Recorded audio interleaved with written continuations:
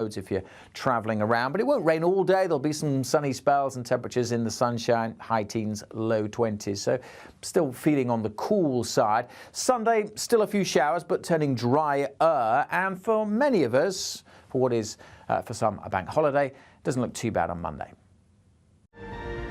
Looks like things are heating up.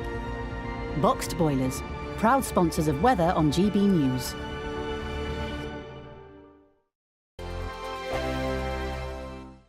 What you get for breakfast is something that, if we do our jobs right, you will wake up to news that you didn't know the night before. It's a conversation. It's not just me and Eamon. We want to get to know you, and we want you to get to know us.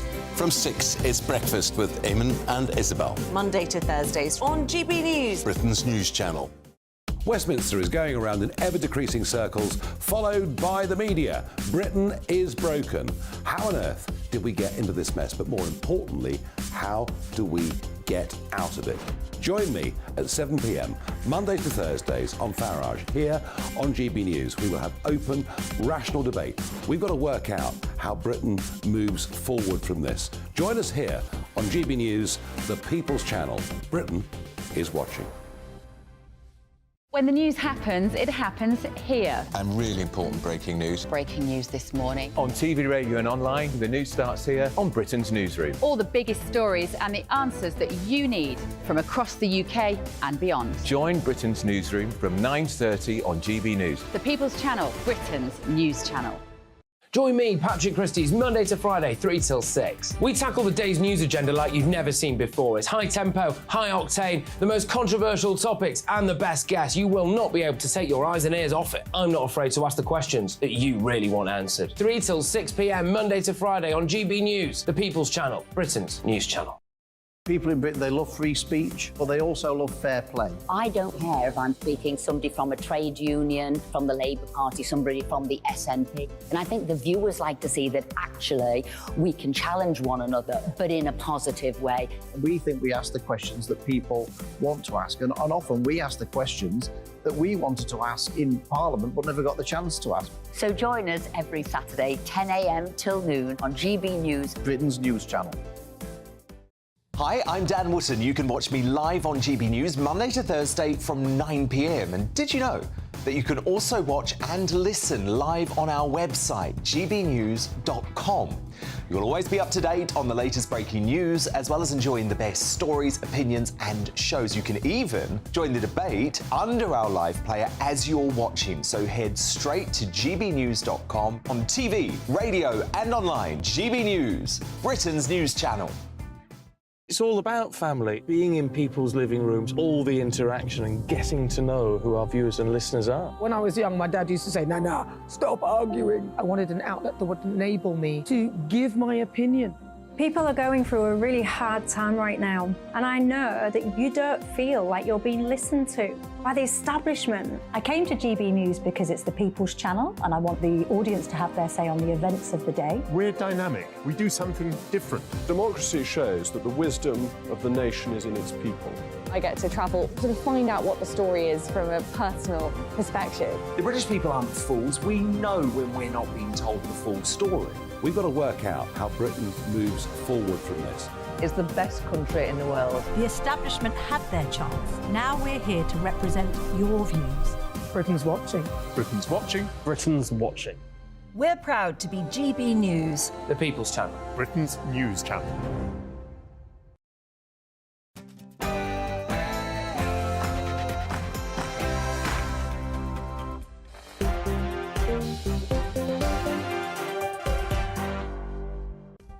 Good evening at 6 p.m. This is Dewbs & Co, but without Dewbs, it's with me, Emily Carver. We've got a big show coming up. First, a GB News exclusive. People smugglers are using videos of young British women, often drunk, sometimes wearing very little, to entice young males to use their services to cross to the UK. It's truly disturbing stuff. What does this say about the government's failure to stop the boats, and is it putting our safety at risk? Second, should we pay climate reparations to developing countries? stories. Remember when Nicola Sturgeon promised £5 million for climate reparations? Well, Humza Yousaf has upped the ante and pledged £24 million. This despite the Scottish Government's £1 billion financial black hole. Makes sense of that. Then Sadiq Khan has, of course, doubled down on his claim that anti-ULEZ outrage has been stoked up by COVID deniers and conspiracy theorists. This after the government was advised that they would not be able to block the expansion. It got me thinking, does the mayor have ever so slightly too much power, or do you think the more devolution, the better? And lastly, should the older generation be taxed more? The IFS has claimed baby boomers' wealth is being undertaxed. Believe it or not, what do you think? Let me know. I'll introduce my panel in just one moment, but first, let's get the latest news with Aaron Armstrong.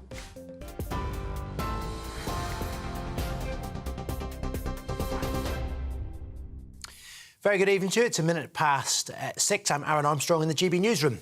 The director of the British Museum says he's stepping down with immediate effect after the discovery of alleged thefts from the institution over a period of 2 decades. In a statement, Hartwig Fisher said the museum didn't respond as comprehensively as it should have done in response to warnings it received in 2021. He accepted that responsibility for that failure must ultimately rest with the director, and his continued presence was proving a distraction. Millions of households are expected to pay more for their energy this winter, despite a reduction of the price cap. Energy regulator Ofgem says bills will be £150 cheaper from October the 1st, with average households paying just under £2,000 a year. However, experts at the Resolution Foundation think tank say the reduction of government support and a small increase in the standing charge will actually increase bills for 1 in 3 homes, or 7.2 million people across the UK. However, the Prime Minister maintains the price cap cut is good for everyone. We took decisive action after Putin's illegal war to help families by imposing a windfall tax on energy companies, using that money to provide about £1,500 of support to a typical household. But I know things are still tough, and that's why we are working night and day to bring down inflation so that the money in people's pockets can go further. However, charities are warning the price cut offers little relief for vulnerable customers concerned about bills this winter. I have arthritis, and I've found that I haven't been able to put my heating on in the winter as much, and it's caused a lot of difference to my health. In the house, you know, you can see your smart meter and it's rising, you know, showers and then boiling the kettle, and you really realise how much it costs us per time then. A lot of people are going to suffer really, really bad. I mean, they reckon the energy costs are coming down. I don't think they're coming down that much, by much. I mean, when you think, they're making billions out of the customer, aren't they? And I think it's appalling. I think they should give people more help. Young British women, often reportedly drunk or in a state of undress, are being featured in adverts by people smugglers. GB News can exclusively reveal multiple accounts have been discovered, with a cyber source telling us he believes they're fronts for people smuggling gangs. It's claimed the videos are being used to entice young men to travel to the UK and Europe using the services of those criminal gangs. Members of a gang who organised people smuggling crossings from France and Belgium to the UK have been sentenced to a total of 13 years in prison. Albanians Banet Tashana, Claudian Shinaj, Jetmir Mirtaj and the British national Desmond Rice were jailed for a number of crossings using an inflatable boat. The National Crime Agency is appealing for information on the whereabouts of another man, Arsene Fecci, who's aged 44, from Nottingham. He was charged with assisting unlawful immigration and was bailed in March. He is believed to have fled abroad. The Spanish government has started legal action to suspend the president of the country's FA for an unsolicited kiss at the Women's World Cup. Luis Rubiales has refused to resign for kissing striker Jenny Hermoso on the lips after Spain's 1-0 win against England. He claims it was mutual. Well, the world governing body FIFA has also opened disciplinary proceedings against the 46-year-old. A murder investigation is underway after a man's body was found at a home in Manchester. Police were responding to reports of a stolen dog when they found 45-year-old Donald Patience on Tuesday. He was declared dead at the scene. 3 men were arrested on suspicion of murder. 2 of them have been released on bail. And a drink driver who killed a cyclist and hid his body with the help of his twin brother has been jailed for 12 years. Alexander McCallum admitted causing the death of Tony Parsons after hitting him with a car near Argyll and Butte in September 2017. He then buried Mr Parsons' body in a remote peat bog and disposed of evidence linking him to the collision. His twin brother Robert helped him cover up the crime, and he has been sentenced to 5 years and 3 months in jail. This is GB News. I'll be back with more in about an hour's time. But now it's over to Emily.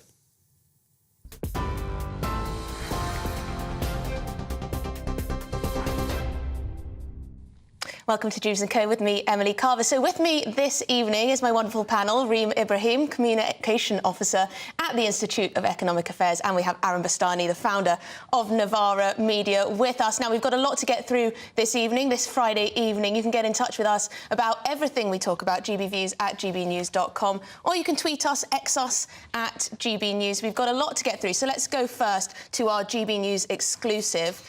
We can exclusively reveal that young British women, often apparently drunk, sometimes in state of undress, are being featured in adverts by people smuggling gangs. Now, sources claim the videos are being used to entice young males to use the services of gangs in travelling to Europe and the UK. This comes as a people smuggling gang has been jailed for 13 years for transporting Albanians to Europe. So, Reem, let me come to you on this. Obviously, this is disturbing stuff, that people smugglers are using essentially pictures of young women getting drunk in not a lot of clothes, using this as some kind of attraction to come to the UK. Is this, in your view, being used as bait? How worried are you about these sort of things when you see this? I mean, look, it's incredibly disturbing, and we see with the statistics around sexual assault with these particular minority groups, that tends to be quite high. I will say, however, I don't think that the majority of people that come to this country illegally are coming here because they want to look at these young British women without a lot of clothing. I think that would be an unfair characterisation of the current situation. What it does show, however, is the callous nature of these criminal gangs, and it really does show that actually they are trying to entice young people to come over to this country, and actually they're not really there fleeing war. A lot of the time they are actually there for either economic reasons or alternative reasons, but this story really does show the callous nature of those particular criminal gangs. Aaron, do you think women should be worried when they see these types of advertisements luring men over, showing them that there are British women in a state of undress, well, not undressed, wearing not a lot of clothes, let's be honest, going out clothes, clubbing clothes, basically. What we used to wear at university, Reem, probably, and inebriated, drunk, as some kind of showcase of why you might want to come to this country? I mean, if it's being used for these advertisements, surely that's what it's there for. It's a tricky one to talk about. No, it's very disturbing. I mean, it's obviously a really important story to break. It never even occurred to me. Obviously, when you see the evidence of it, it makes perfect sense. I think what Reem said is quite right. The major incentives for people to come here, firstly, it's people seeking war, civil breakdown, maybe persecution. Also, economic migration is very real. I think it's really important to say this as well for your audience. There is a very thin line, I think, between economic migrants and people fleeing some of these countries. So the number 1 and 2 countries for people coming to the UK right now of the channel are Afghanistan and Iran. Those are countries subject to, economic sanctions. One was occupied for several decades. And I think it's perfectly possible for an Afghan to leave Afghanistan fleeing persecution, but also for quote-unquote economic reasons. I think that's a very important observation, but it does really get to the heart of how deplorable some of these people are. And I suppose for them, they view it as very cheap, quote-unquote advertising. But I agree, this will be very low down on the list of priorities for those making the journey, whether or not you would welcome them. I can't imagine it's a reason to go through mountains in Turkey, Iraq, and across the channel. Yeah, because the accusation when you talk about issues like this is that you're essentially saying that I'm saying that every man who crosses over in a dinghy is a threat to young women in this country, and I am not saying that at all. But if you have hordes of young men coming over, which we do have, is that more likely, as feminists say, that men can be misogynistic, they can behave in ways that put women under threat? Are we not making that risk of sexual violence worse by having such well, having, you know, people coming over in dinghies in such large numbers? I think the data would indicate, you know, that's an open question. What we do know is that, you know, the majority of sexual assault cases happen to a woman. They're actioned by a man that they would know or in their immediate social circles. It's very much a trope of being, you know, violently attacked by a stranger in the middle of the night. Horrific, and you can understand why it captures people's imagination, but that's not what most sexual assault cases look like. In terms of the reality of this as well, I wonder, you know, it's obviously true that people going to a new culture may not be as familiar with the habits of the people that they find themselves living with. And I think that's inevitably true for somebody coming from an ultra-conservative society like Afghanistan. But I wonder, why is this such an issue for people coming over here via the Channel and dinghies, and yet nobody's saying it with regards to the, you know, I think last year we had net immigration of 600 and something thousand. Well, it's interesting that you say that. The vast majority of that was legal, so why are people not saying that about the legal migrants? Well, I think people do say it, and but also, they don't say it on the airwaves, Aaron. And I think it is something that people are worried about, clashes in culture, and it's a very difficult thing to talk about. It's generally about asylum seekers, isn't it, the accusations, generally? No, people discuss the worries about immigration of different cultures and how well they fit with British culture. But fundamentally, the difference between legal and illegal migration is that with legal migration, we have their criminal records. We have their history. We know what they've been up to in whichever country they've come from. And that is the difference between the two. Obviously, when we're talking about asylum seekers, I don't think that the majority of asylum seekers that are coming to this country are sort of coming here for these particular reasons because they want to harm women. Of course, some of them will be, but I don't think the majority are. I think that mischaracterises the situation. Of course, many of them are coming for economic reasons. I will disagree with that, and I think that there isn't necessarily a fine line between economic migrants and those that are fleeing war. I think that if you're fleeing war, you're a genuine asylum seeker. You're fleeing, you're afraid for your life. Well, I'll rephrase it. It's not a thin line, so to speak, but I think somebody might leave a country for more than one reason. Yeah. Okay? Yeah. Well, of course, if you're living under an authoritarian regime, the economic prospects in that kind of country aren't going to be very high. But I'm assuming that the number one reason why you leave the country is because you're afraid for your life. But that's very true. One of what Reem said just before about how there is a difference between concerns of illegal immigration or those coming by irregular means and people who have had their visas checked, had their background checks before they arrive in this country. We don't know who a lot of the men are who are crossing it. Do you know how old they are? That puts the risk up. We don't know how old they are. Many of these, young people that are claiming to be under 18 are actually much older, and they end up coming to our schools. I mean, that in itself, I think, is a fear. Well, very much so. Now, I want to move on to another breaking news story. That is 3 people traffickers have actually been jailed today for 13 years. Is that strong enough? Is that a strong enough deterrent? Is that a harsh enough sentence? I don't know exactly what the breakdown is, but 14 years doesn't sound terribly much for 3 people smugglers. Well, this being the British justice system, they'll be out in half that time because you do 2/3 for drug offences, and broadly speaking, it's and very violent offences. Yeah. But you're looking at about half the time for this, and I think you probably want something similar. I think 13 years sounds like a lot. You're out in 6.5. I would want that 13 years to probably mean 13 years, frankly. But realistically, when you talk about that, going to prison and whatnot, is that going to be a sufficient deterrent? And I think it probably is. If you think, oh, wow, I'm going to lose more than a decade of my life, yes, 6.5 years, I wouldn't be so sure. It's not that long, is it? Behind bars for smuggling people across borders. It really isn't very long. Clearly, I mean, we looked at the callous nature of these particular criminal gangs.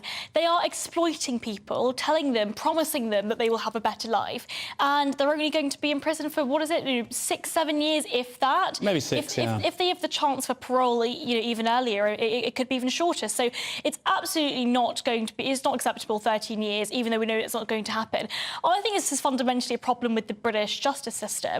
We first of all, criminalising individuals who are, potentially selling drugs or taking drugs, non-violent crimes, and then people like this get to go out in 6 years. I think that is a totally ridiculous policy. Yeah, I think it should be a harsher sentence, to be honest, because not only does the government want to try and deter this type of behaviour, but it is a pretty sick crime to traffic people, and I think 13 years does sound far too little, especially as what Aaron says, that it could be half of that in our justice system. But there you go. But in terms of these videos that have been used, these advertisements, these aren't the only type of advertisements. So these are of women, young women on the streets of Britain, try to entice, potentially use as bait for those who'd want to...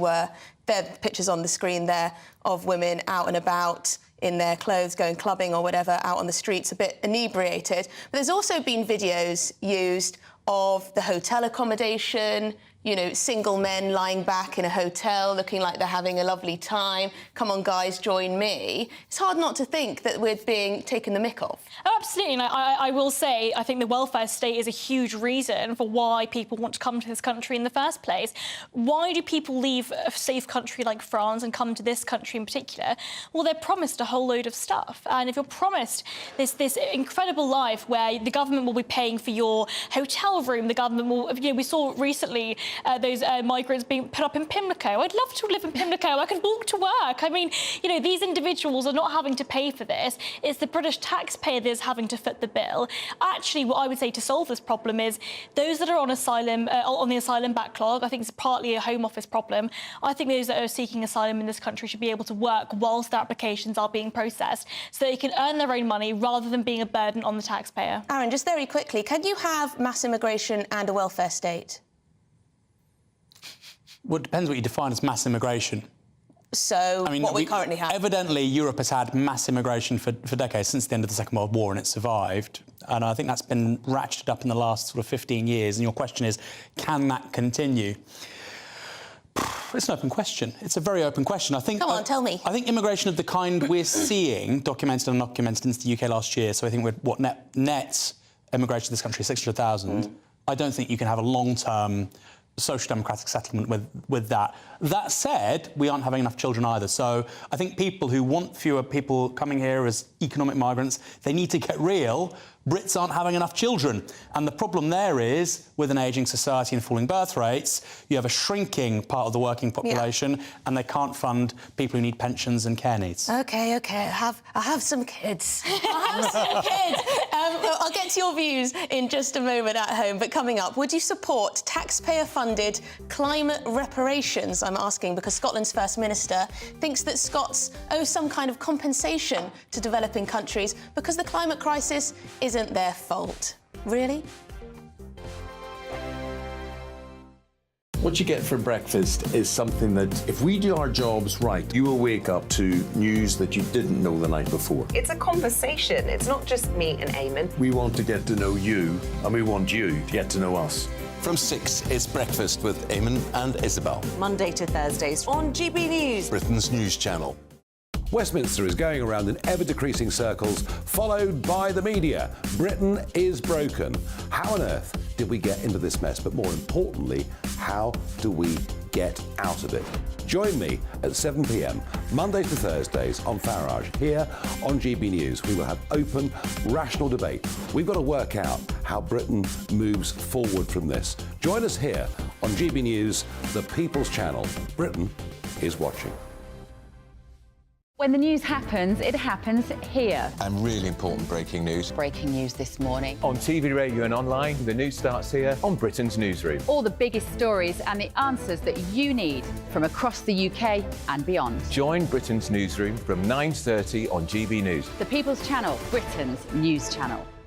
Join me, Patrick Christie's Monday to Friday, 3 till 6. We tackle the day's news agenda like you've never seen before. It's high tempo, high octane, the most controversial topics and the best guests. You will not be able to take your eyes and ears off it. I'm not afraid to ask the questions that you really want answered. 3 till 6 p.m, Monday to Friday on GB News, the People's Channel, Britain's news channel. People in Britain, they love free speech, but they also love fair play. I don't care if I'm speaking somebody from a trade union, from the Labour Party, somebody from the SNP. And I think the viewers like to see that actually we can challenge one another, but in a positive way. We think we ask the questions that people want to ask, and often we ask the questions that we wanted to ask in Parliament but never got the chance to ask. So join us every Saturday, 10 a.m. till noon on GB News, Britain's news channel. It's all about family, being in people's living rooms, all the interaction and getting to know who our viewers and listeners are. When I was young, my dad used to say, "Nah, stop arguing." I wanted an outlet that would enable me to give my opinion. People are going through a really hard time right now, and I know that you don't feel like you're being listened to by the establishment. I came to GB News because it's the People's Channel, and I want the audience to have their say on the events of the day. We're dynamic. We do something different. Democracy shows that the wisdom of the nation is in its people. I get to travel to find out what the story is from a personal perspective. The British people aren't fools. We know when we're not being told the full story. We've got to work out how Britain moves forward from this. It's the best country in the world. The establishment had their chance. Now we're here to represent your views. Britain's watching. Britain's watching. Britain's watching. We're proud to be GB News. The People's Channel. Britain's news channel.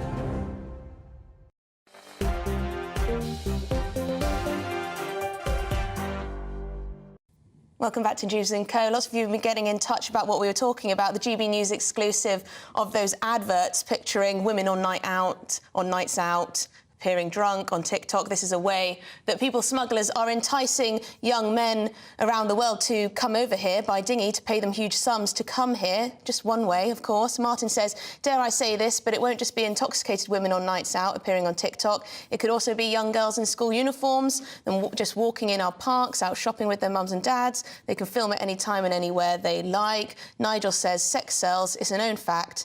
These men are here to get a nice hotel room and our money for doing nothing.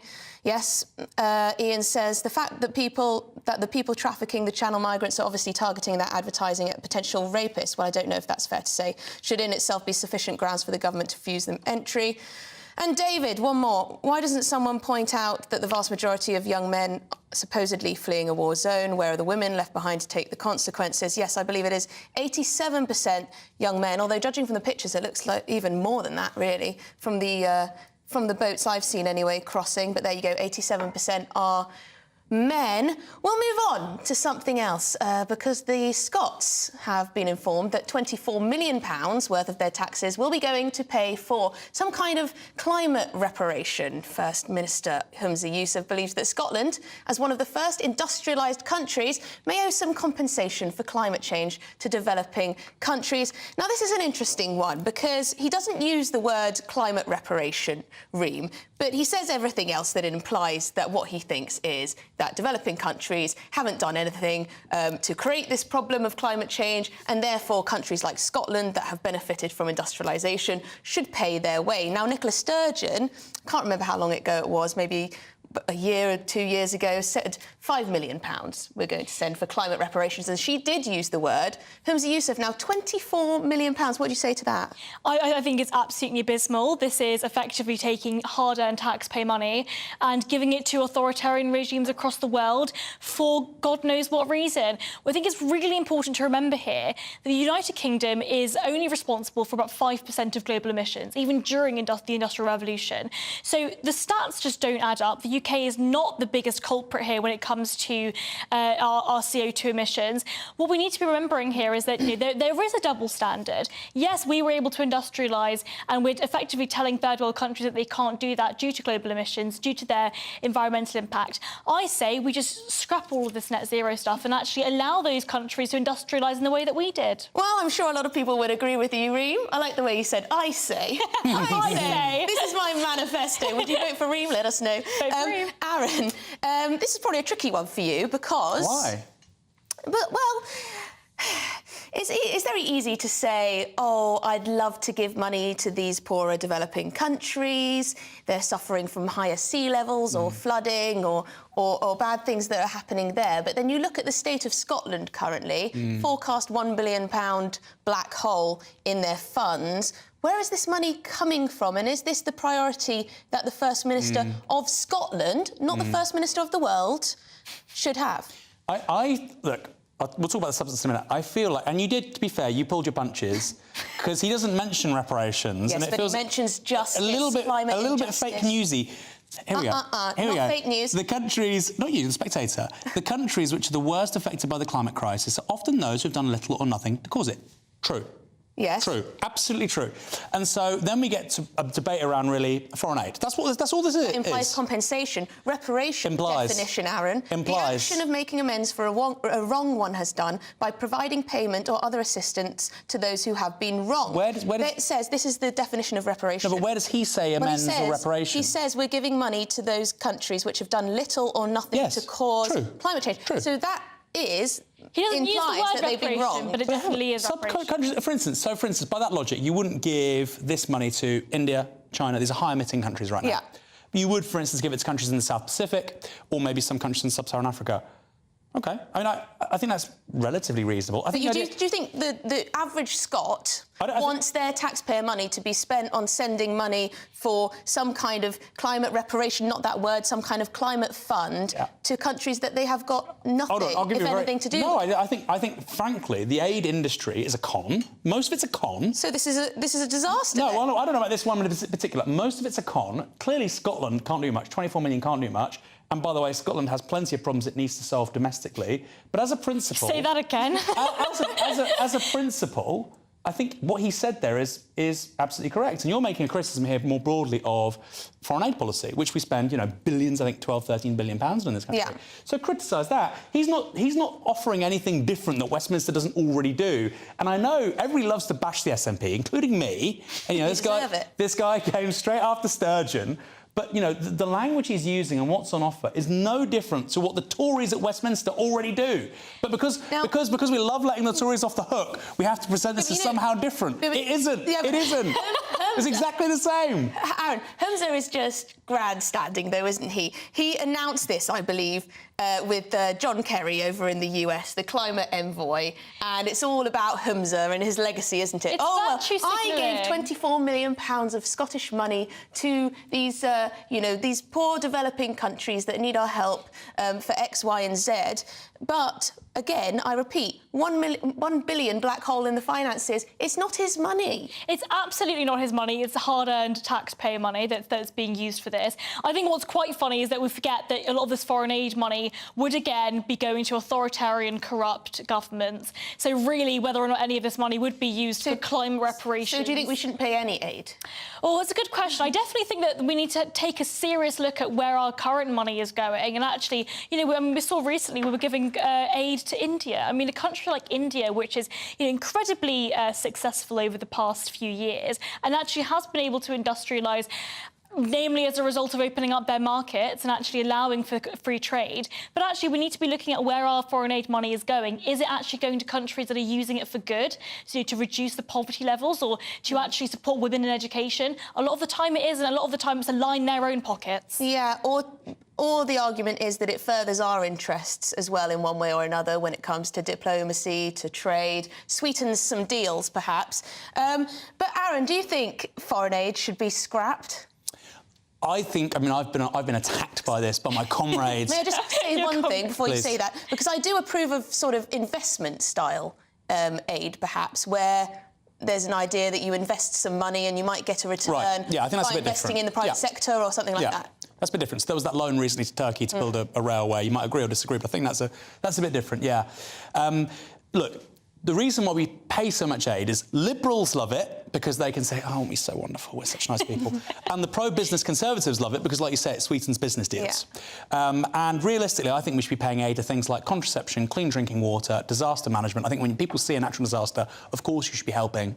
But a lot of it goes on things like, oh, in Ecuador, let's build a 5-star hotel and a business park so that they can have quote-unquote development. Why is the British taxpayer helping fund a 5-star hotel in Quito? And by the way, I'm not making this up, OK? You think I've just made something up? That's exactly the kind of project that we're financing with taxpayer money. I think we can agree there, Aaron. I think that is ridiculous. Well, there you go. There you go, then. But would you scrap all foreign aid, or would you just keep it with those particular individuals? I think you should have, I think like any business, really, you want a very focused set of missions. So, like I say... oh, he's taking advice from the Prime Minister. Maybe they took advice from me. Contraception, clean drinking water... and I think, disaster management. I think probably could do with some contraception, that would. And what was the other ones? Sexual health. Sexual health, clean drinking water and disaster management. Within an education, I would also add to that list. I think that, fundamentally, poor countries, even if they have allowed women to be educated, they don't just have the resources to do that, and usually it's only men that get that. So I would also add that to the list. Well, Jacqueline says the SNP could not, with instructions, run a bath. Squandering taxpayers' money is the usual tactic to grab headlines. I think that's exactly what it is from Humza Yousaf. He's only been in the job for a couple months and he needs to make some great stand so that he has some kind of legacy, because I don't think he's going to last very long. No benefit to the Scottish taxpayer. It just makes them look good. John says, Emily, we in Scotland are sick to death being governed by nut jobs. I'm not surprised, John. And Joan says, we owe no one a bean. Well, there you go. Strong stuff. But before we crack on with the show, let's get the weather.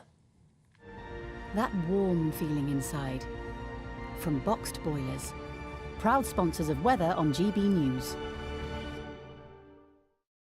Evening, I'm Alex Deakin, and this is your latest weather update from the Met Office for GB News. It's a bank holiday for many, and the weather's going to be mixed. There'll be some sun, there'll be some heavy showers, never particularly warm. Monday does look dry for many. We've got high pressure nearby, but for the time being, low pressure is still dominating. It's been generating some heavy showers through the day and will continue to do so overnight. We have a Met Office yellow warning in place across parts of southeast Scotland. Slow-moving, thundery showers here could cause a bit of disruption. Elsewhere, the showers are moving a bit more, but still some heavy ones over northwest England through the night, staying pretty wet across northern Scotland. A cool night as well. Single figures in rural spots, 10 to 12 in most towns and cities. Saturday will start dry with some sunshine over the Midlands, East Anglia, the southeast of England, and much of southern Scotland may well stay fine. But northwest Scotland wet and windy, and elsewhere, look at this, the heavy showers just develop as we go through the day. So dodging the downpours on Saturday afternoon. There will be some sunshine between the showers and temperatures getting up into the high teens, maybe low 20s across the southeast. So generally cool for the time of year. A cool start to Sunday. Again, many will start dry, fine with some sunshine, but again, the shower clouds will develop through the day. Perhaps not as many as on Saturday, and parts of Wales may well have a dry afternoon before more cloud and rain comes into the northwest later on. And again, for most places, on the cool side. Goodbye. That warm feeling inside. From Boxed Boilers, proud sponsors of weather on GB News. Bless you. It looks like people are sick of the idea of reparations altogether. We were talking about slavery reparations earlier in the week. That was dominating the headlines. Now it's climate reparations, 24 million. You know, this isn't a new idea. There was a report a little while back that said we owed something like £8.1 trillion in climate reparations. I'm not sure how they came up with that sum. But David says, definitely not. This is British taxpayers' money for this country. The way this country is going, we'll soon be a third world country. Well, yes, we might not have any money left, but coming up, the Mayor of London believes that his ULEZ scheme has been weaponised by COVID deniers and conspiracy theorists. Is he right? The Live Desk with me, Mark Longhurst. And me, Pip Thompson.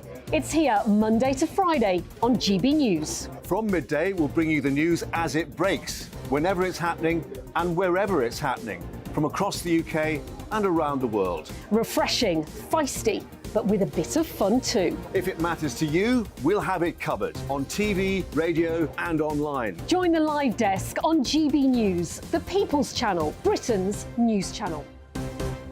So Dewbs and Co, we tackle the issues of the day with real robust debate, both sides of the fence, battling it out with me in the middle with my forthright opinions and views. And often really interesting things happen because you start with a position and then by the end of the debate you find actually, well, I might not have thought about that one. What we need in this country is 2 new political parties. You should maybe think about doing a 2024 calendar. I'm Michelle Dewberry and I'm keeping you company right through until 7 o'clock this evening. GB News, the People's Channel, Britain's watching.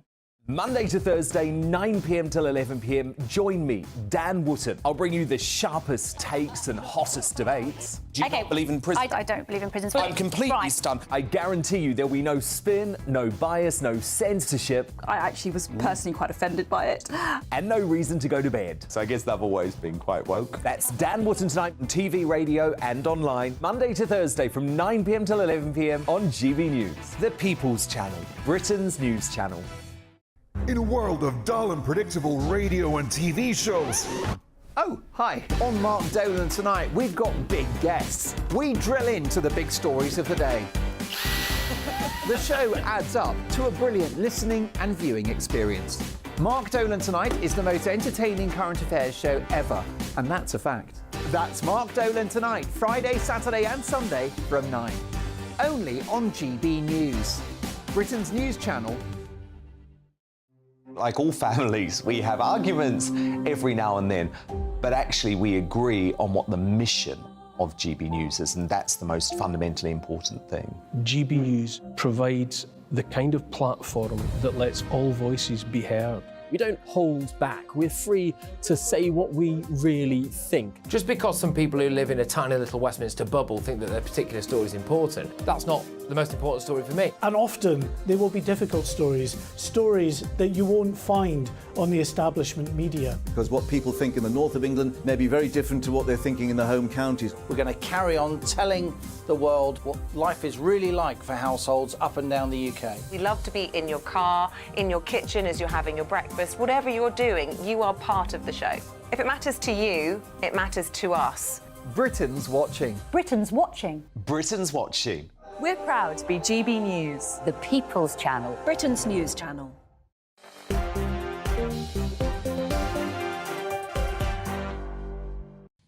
Welcome back to Dewbs & Co with me, Emily Carver. I've still got with me Reem Ibrahim. She's Communication Officer at the Institute of Economic Affairs, and Aaron Bastani, the founder of Novara Media. I probably should say the left-wing Novara Media. Very left-wing. Although, to be fair, you're doing fantastically well, according to your stats. On Novara? Yeah. You've got lots of people tuning into your videos. But we're going to move on to something that could get a little bit spicy. The ULEZ zone, that's the ultra-low emission zone that you're probably sick of hearing about. But yes, it will be expanded to Greater London next week. That could see us all, well, only those who drive non-ULEZ compliant cars. They'll be paying £12.50 a day to go within that boundary. They need to meet certain standards in terms of emissions. Now, the London Mayor, this is the point, the London Mayor has stood by his controversial scheme, and he believes that ULEZ has been weaponised by COVID deniers and conspiracy theorists. He's doubling down. Let's take a listen. Didn't expect, this to be weaponised by others who you and I have exchanged with, who didn't believe COVID was real, believed in conspiracy theorists, and so forth. OK, so he thinks that some anti-ULEZ protesters are conspiracy theorists and COVID deniers. Now, this isn't the first time he's said similar things. Back in March, Khan called his opposition the far right. So let's hear from him again. What I find unacceptable, though, is some of those who've got legitimate objections joining hands with some of those outside who are part of a far-right group. So I think that Sadiq Khan is in a very defensive position when it comes to ULEZ, Aaron, and I think he's acting like all good dictators and demonising the opposition. What do you think? Well, I think, what was the line here? He said, I didn't expect for there to be people linking my policies to clean up air with conspiracy theories. And then he says, I did expect people to have genuine concerns, and I've been listening to those genuine concerns. And then he goes on. Yeah, so he says something similar here. So I didn't expect this to be weaponised by others, as you saw there, with who you and I have exchanged with, who don't believe COVID was real, etc., etc. So he's basically said there's two levels of opposition here, legitimate and those who are conspiracy theories and COVID deniers and whatnot. I've not seen the protesters, I don't know. But I think it's probably impolitic to do that, because there will be people who oppose it, as we saw in the recent by-election in West London. And those people will hear that as, you're calling me something which I'm not. So I think it's probably politically unwise, but I think your explanation for that is probably right. He's feeling defensive. He's got an election next May. I think he'll win that, but it's going to be a real political battle. You want him to win? I think he'll be the least bad option. Really? Yes. I think so. Yeah. Oh, seriously? I think that. I think. Look, I don't. Your viewers should know. I don't like Keir Starmer. I think he's a bad person. I think he would be a less bad Prime Minister than Rishi Sunak. You know what? Sadly, I might even agree. Sadly, that's what British politics has been reduced to, hasn't it? I might even Prime Minister. No. Keir Starmer, I'm saying. I might even agree with you on Keir Starmer. I mean, he's argued that the tax burden's too high and that we need to get rid of our NHS or at least reform it. So I think he might be onto something there. Look, I mean, Sadiq Khan is really probably one of the most abysmal politicians I've seen in my lifetime. And I am quite young, but I think Sadiq Khan is pretty awful. My long career. My long career, my long time studying politics. Look, I mean, the ULEZ scheme is awful, and clearly the people have showed that they are against it in the fantastic by-election result in Uxbridge and South Ruislip. Clearly people are upset by this. It's a £12.50 daily charge, effectively an extra tax. Now, we've got to remember the people that are being hurt most by ULEZ are the most vulnerable, are the poorest in society. You've got people who are potentially disabled, who are car-bound, who can't get to their hospital appointments without having to pay that extra £12.50.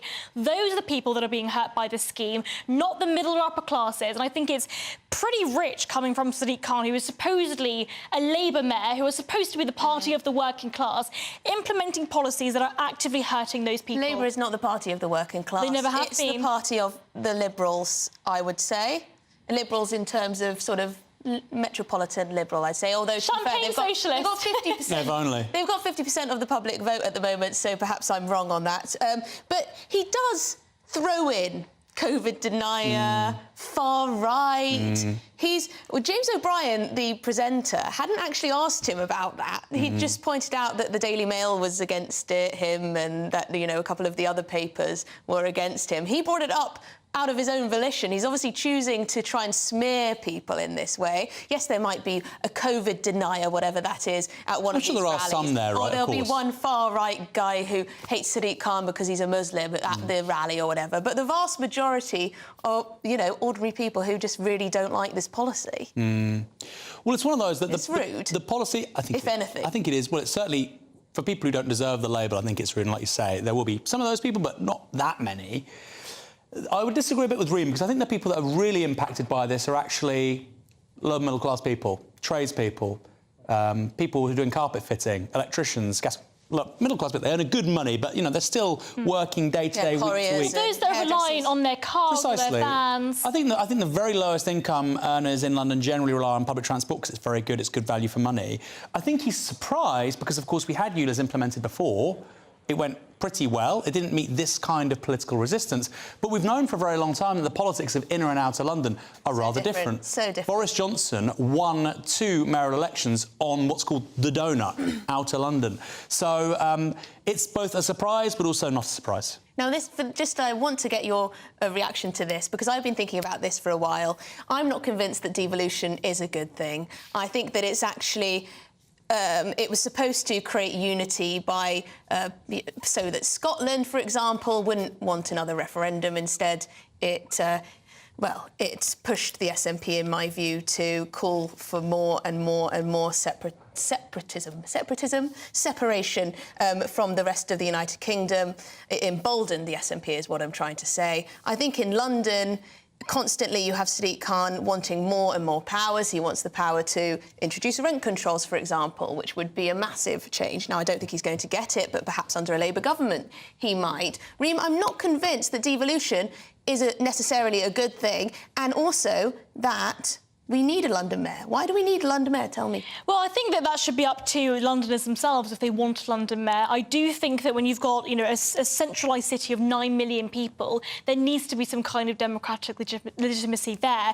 The problem with this country, Emily, is that we are so fiscally centralised. Actually, if we were to fiscally decentralise, that would also sort of, you know, help solve the housing crisis, because local councils will be incentivised to want more taxpayers in their sort of council area so that they can actually build more of those homes. Do you not think that would just make the contrast even greater between, say, the South East and the rest? What it would do is it would give those northern councils more power to actually encourage people to invest in their local areas. Aaron, why do we need a mayor? I love mayors. Why? I love mayors, Emily. Look, the left-wing line is that it's not good, it centralises power, we like councils. But the problem is, look, for people watching or listening to this, I was born in Bournemouth. I was in Bournemouth the other day. The town centre is in freefall, it's collapsing. And the great thing with the mayor is, rather than say to a councillor, I have a problem with X, well, they'll say, well, it's not my portfolio, or it's not my ward, or it's 24 of us and there's a whip system and my colleagues disagree, so I can't do anything about it. With a mayor, you can say, I know who you are, I can vote for you every 4 years, do this, or my vote goes elsewhere. That's why I think mayors are brilliant. I think there should be a limit on the amount of terms that they can serve. Apparently, the London mayor, there is absolutely no limit on how many terms Sadiq Khan can have and can serve, and it may be that he's there forever. Oh, no. For his entire life. So there you go, there's a thought. Let me know what you think. Do you think we need mayors? Are they a good thing? Am I being a bit miserable? They serve a great purpose. But coming up, a leading think tank is calling for a reform to end the generational wealth divide. They're saying that perhaps the baby boomers should be taxed more. Monday to Thursday nights on GB News. At 6, it's Dewbs & Co. 7 o'clock, Farage. At 8, join Jacob Rees-Mogg. And at 9, Dan Wootton Tonight, followed by headliners on TV, radio and online. This is GB News. Now then, Lee Anderson here. Join me on GB News on my show, The Real World, every Friday at 7 p.m. I'm not eating bloody cat. Are you Delicious. mental? Open your mouth. OK, here comes a train. Reminds me of the scene in Singing in the Rain. Adam, is that a good one? Whoa! Join me at 7 on GB News, Britain's news channel. Join me, Camilla Tominey, on Sunday mornings from 9:30, taking the politicians to task and breaking out of SW1 to see how their decisions are affecting you across the UK. Bursting the Westminster bubble every Sunday morning, only on GB News, the People's Channel. Britain's watching. Join us every night on GB News at 11 p.m. for Headliners, which is 3 top comedians going through the next day's news stories, which is exactly what you need, because when the establishment has gone crazy, you need some craziness to make sense of it. So join us 11 p.m. every night on GB News, the People's Channel, Britain's news channel. I'm Andrew Doyle. Join me at 7 o'clock every Sunday night for Free Speech Nation, the show where I tackle the week's biggest stories in politics and current affairs with the help of my 2 comedian panellists and a variety of special guests. Free Speech Nation, Sunday nights from 7 on GB News, the People's Channel, Britain's news channel. Every Sunday from 11, join Michael Portillo. There will be topical discussion, looking at the week before and the week to come. So kick back and relax at 11 a.m. on Sundays on GB News with me, Michael Portillo. GB News, the People's Channel, Britain's news channel. I joined GB News because I was sick and tired of not hearing my views being represented, not just mine, but so many people that I knew and spoke to. I just couldn't get my voice out there. I couldn't say anything. I couldn't do anything. Whatever the narrative was, I kind of had to follow it. GB News is there to provide a voice for those who have been ignored by the establishment media. We think different things, we've got a different style. GB News is here to be optimistic and positive about the future. It's real kind of dynamic and flowing, with the audience very much at the heart of it, like a big family. Here at GB News, we talk about the things that matter to you. Hearing the voices from right across our towns and cities, especially our towns. All sides of the argument represented with a heavy dose of opinion. We're on a mission here to make a difference. And the GB News family really is here for you, and whatever time of day you can watch or listen. Britain's watching. Britain's watching. We're proud to be GB News, the People's Channel, Britain's news channel.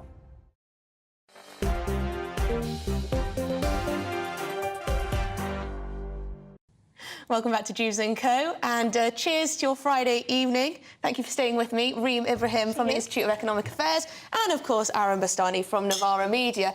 Now, it's quite funny, actually, the emails we've got in. It seems like, Reem, you could be the Prime Minister, according to one of our writers in. I'll take it. Gavin says, I totally would vote for Reem, no bother. And now someone has said about Aaron, Paul says, you be the mayor, you would be very good. I can't vote Labour, but I could vote Aaron. So there you go, you could run as an independent. The coalition of chaos, me and Reem. Coalition, that would be. And then Christian says Emily Carver should be the next Prime Minister. Oh. So there you go, not just a mayor, but the Prime Minister. There you go. And he says, actually not joking, so that's nice, isn't it? But we're going to move on to our final story of the evening, because the Institute for Fiscal Studies has claimed, quite controversially, I'd say, that baby boomers' wealth is being undertaxed. So they're being taxed too little, while younger workers, their income is squeezed. So they think that we need to tax older people more on their wealth and workers less on their income. So we'll find ourselves, of course, in the middle of a bit of a generational wealth divide. Young people have less wealth on average. This is what the IFS is saying. So I want to know, Aaron, should we raise taxes on older people? Well, I think it's important to say we have incredibly high taxes on young people. So if you take out a student loan, and I think if you're on 25,000 plus, all of a sudden you see basically your income tax rise by 9%. And I have been shocked. I saw David Willits, a former Conservative MP. You know, he was called Two Brains David Willits. I don't think he's got one brain, but, you know, each to their own. You know, he was the whiz kid, apparently, that has given us our tuition fees. Not everyone can be as smart as you, Aaron. The settlement in this country, which has been a complete nightmare. Anyway, he said, it's just 9%. Imagine if you went into a general election as a Conservative saying, I'm only going to increase your income tax by 9%. So we have very high tax on younger graduates, and I understand some people would say we have too many people going to university. We do need graduates, whether it's teachers, nurses. You might say, well, OK, maybe not as long as they do, but we need medical professionals, doctors, etc., etc. You need some graduates. Right now, lower middle class, working class kids who go to university, get a degree... But isn't this an argument to just lower taxes across the board? Are being taxed to their eyeballs. A lot of older people would say, I've paid my taxes all my life, I've paid national insurance like everyone else, I've lived through very high mortgage rate increases, I've had my pension raided over the years, the pension age has that's not only really true, upwards. Is it? The pension age. So I think that fundamentally the tax burden is too high across the board. We currently have the highest tax burden since the Second World War, and that is ever increasing with this so-called Conservative government. The solution that the IFS have come up with is to tax the older people more, tax the boomers more. I think this is ridiculous. They're already being taxed huge amounts. Yes, there is a huge intergenerational divide. A lot of this is a result of, the lack of supply-side reforms, and really that is the solution. We need to fix the housing crisis. Young people cannot afford their own homes. The average house price in London is about 10 times the average salary, and it's about 9 or 8 times in the rest of the United Kingdom. So supply-side reforms will solve the intergenerational divide. We also need to think about reducing the tax burden on younger people. And actually, the solution is not to then shift that tax burden on the older generation. The money has to come from somewhere. Instead, we should be reducing public spending overall and actually looking at where that money can come from. It shouldn't be young people, shouldn't be older people. The money just shouldn't be spent in the first place. There you go. A very small government in Ream's, in Ream's world. Aaron, now, a lot of older people get, rightly in my view, a bit miffed when it seems like younger people are saying, oh, you've had it so easy, it's so much harder now, we don't have any money, we can't get on the housing ladder, etc., etc. Now, I don't know about you, but my parents and my grandparents certainly didn't go on holiday as much as I did in my 20s. They didn't go out for dinner very much at all. All the money went into the essentials, really, for a long time when we go out and about and all this. So is it fair, really? Well, I think they had some things better. I think they had some things worse. I think if you look at interest rates over the last sort of 15 years, until last year, they were incredibly low. Lots of older people will have benefited, really, from an extraordinary... the lowest interest rates for 300 years. So, please, don't give me a hard luck story about how expensive mortgages were, given what happened over the last 15 years. My dad was paying a mortgage over the last 15 years. Often he'd be paying less on a 3-bedroom house in Bournemouth than I'd be paying for a 1-room in London. Now, you might say, well, why live in London? OK, a 2-bed flat in Bournemouth was more expensive if you're renting. So I agree with what Ream was saying about supply. I think there are 2 big challenges for government now. We need cheap energy and cheap housing. How are you going to do it? Increase supply. Long term. Well, I think that's a big part of it, right?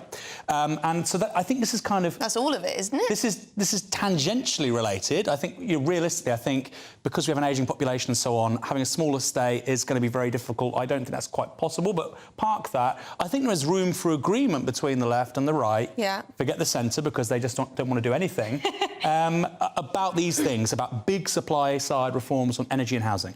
Also, I think we do forget how much money parents, grandparents, baby boomers actually help their children and grandchildren with. They are a huge source. They're not, trying to hoard their wealth necessarily, unless you've got a particularly mean mum and dad or grandparent. People know that young people are struggling to get on the housing ladder, and they're helping in bigger numbers than ever before. Absolutely, and I just want to add on to something that Aaron said earlier about interest rates. I mean, we have seen the Bank of England reduce interest rates artificially. They've been kept artificially low, which has also, that and also the money printing and expanding the money supply has also fuelled inflation. So it means that young people have to face incredibly high cost of living whilst also being unable to afford their own homes, because again the government are actively restricting housing supply. What I will say is a lot of the time older people, I will say this, are surprised when they see how much the cost of renting is. Yes. I think there is a shock factor there when you look at what you can get for... A woman wrote to me the other day saying that she's a single mum and she's had to move back in with her mum, and the cheapest thing she can find is £1,400 a month, and anywhere near where she's from, and she doesn't even make that. per month. So, you know, she's got to stay with her mum for God knows how But again, long. the solution These are just isn't- the problems that we face. Yeah, absolutely. It's awful. There's an awful current situation. More houses and less immigration, that's my solution. More But there you go. houses, forget about immigration and reduce public spending and build more homes. Well, That's there what we go. need. There's our manifesto, our coalition of chaos, Aaron. That's all we've got time for. Oh, I'm sad. I could have spoken for much longer. Thank you very much to my wonderful panel, Reem Ibrahim from the Institute of Economic Affairs, Aaron Bastani from Novara Media. I'm Emily Carver. Thank you for tuning in. See you soon. Lee Anderson is up next. The temperature's rising. Boxed Solar, proud sponsors of weather on GB News. Evening, I'm Alex Deakin, and this is your latest weather update from the Met Office for GB News. It's a bank holiday for many, and the weather's going to be mixed. There'll be some sun, there'll be some heavy showers, never particularly warm. Monday does look dry for many. We've got high pressure nearby, but for the time being, low pressure is still dominating. It's been generating some heavy showers through the day and will continue to do so overnight. We have a Met Office yellow warning in place across parts of southeast Scotland. Slow-moving, thundery showers here could cause a bit of disruption. Elsewhere, the showers are moving a bit more, but still some heavy ones over northwest England through the night, staying pretty wet across northern Scotland. A cool night as well. Single figures in rural spots, 10 to 12 in most towns and cities. Saturday will start dry with some sunshine over the Midlands, East Anglia, the southeast of England, and much of southern Scotland may well stay fine. But northwest Scotland wet and windy, and elsewhere, look at this, the heavy showers just develop as we go through the day. So dodging the downpours on Saturday afternoon. There will be some sunshine between the showers and temperatures getting up into the high teens, maybe low 20s across the southeast. So generally cool for the time of year. A cool start to Sunday. Again, many will start dry, fine with some sunshine, but again, the shower clouds will develop through the day. Perhaps not as many as on Saturday, and parts of Wales may well have a dry afternoon before more cloud and rain comes into the northwest later on. And again, for most places, on the cool side. Goodbye. The temperature's rising.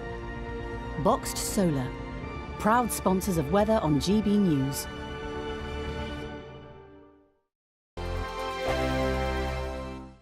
What you get for breakfast is something that, if we do our jobs right, you will wake up to news that you didn't know the night before. It's a conversation. It's not just me and Eamon. We want to get to know you, and we want you to get to know us. From 6, it's Breakfast with Eamon and Isabel. Monday to Thursdays on GB News. Britain's news channel. Westminster is going around in ever-decreasing circles, followed by the media. Britain is broken. How on earth did we get into this mess? But more importantly, how do we get out of it? Join me at 7 p.m, Monday to Thursdays on Farage, here on GB News. We will have open, rational debate. We've got to work out how Britain moves forward from this. Join us here on GB News, the People's Channel. Britain is watching. When the news happens, it happens here. And really important breaking news. Breaking news this morning. On TV, radio and online, the news starts here on Britain's Newsroom. All the biggest stories and the answers that you need.